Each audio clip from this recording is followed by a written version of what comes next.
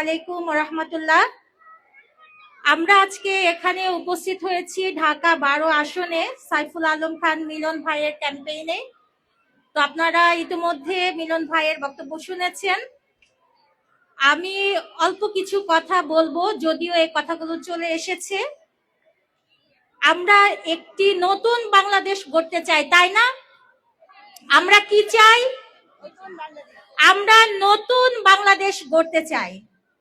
বাংলাদেশ জামায়াতে ইসলামী হচ্ছে এমন একটি রাজনৈতিক দল, যে দল সৎ ও যোগ্য লোকের শাসন কায়েম করতে চায়। আপনারা কি আমাদের সাথে আছেন? আমাদের সম্মানিত আমিরে জামাত তার বিভিন্ন ভাষণে বিভিন্ন সময় বলেছেন যে আমরা কি ধরনের শাসন ব্যবস্থা কায়েম করতে চাচ্ছি, এবং আমরা আমাদের পলিসিও শুনেছি। তার মধ্যে দুই একটি উল্লেখ করছি। যেমন আমাদের আমিরে জামাত বলেছেন বাংলাদেশ জামায়াত ইসলামী এমন ভাবে এই দেশ পরিচালনা করতে চায় যে তারা জনগণের শাসক হবে না, বরঞ্চ জনগণের সেবক হবে। সেই সাথে বাংলাদেশ জামায়াত ইসলামী ক্ষমতাকে আমানত হিসেবে মনে করেন। তারা দায়িত্বশীলতার সাথে, জবাবদিহিতার সাথে এই ক্ষমতার যে দায়িত্ব সেটা ইনশাআল্লাহ পালন করবেন। আপনাদের কি কোনো সন্দেহ আছে? চাঁদাবাজ মুক্ত, সন্ত্রাস মুক্ত একটি বাংলাদেশ উপহার আমরা দিতে চাই।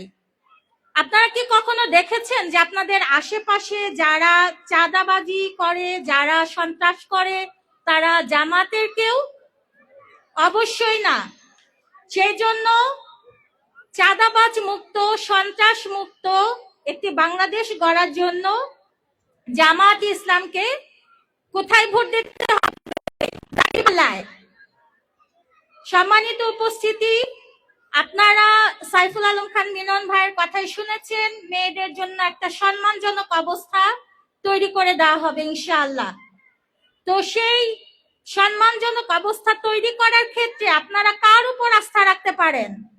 জামাত ইসলামের প্রতি, নাকি যারা পর্দাশীল মেয়েদেরকে হেনস্থ করছে, বিভিন্নভাবে তাদেরকে নাজেহাল করছে, তাদের কাছে কি আমরা আশা করতে পারি যে তারা আমাদেরকে সম্মানজনক একটা পরিবেশ নিশ্চিত করবে?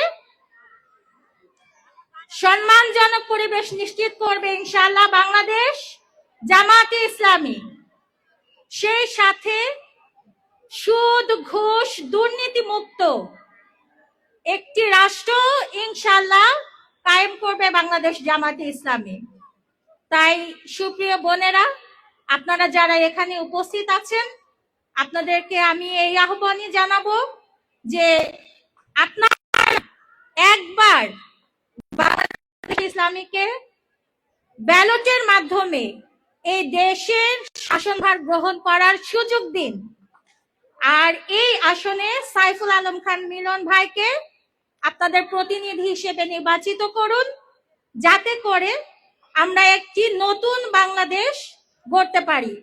সব দল দেখা শেষ, দাঁড়িপাল্লার বাংলাদেশ। সব দল দেখা শেষ, জামাত ইসলামী বাংলাদেশ।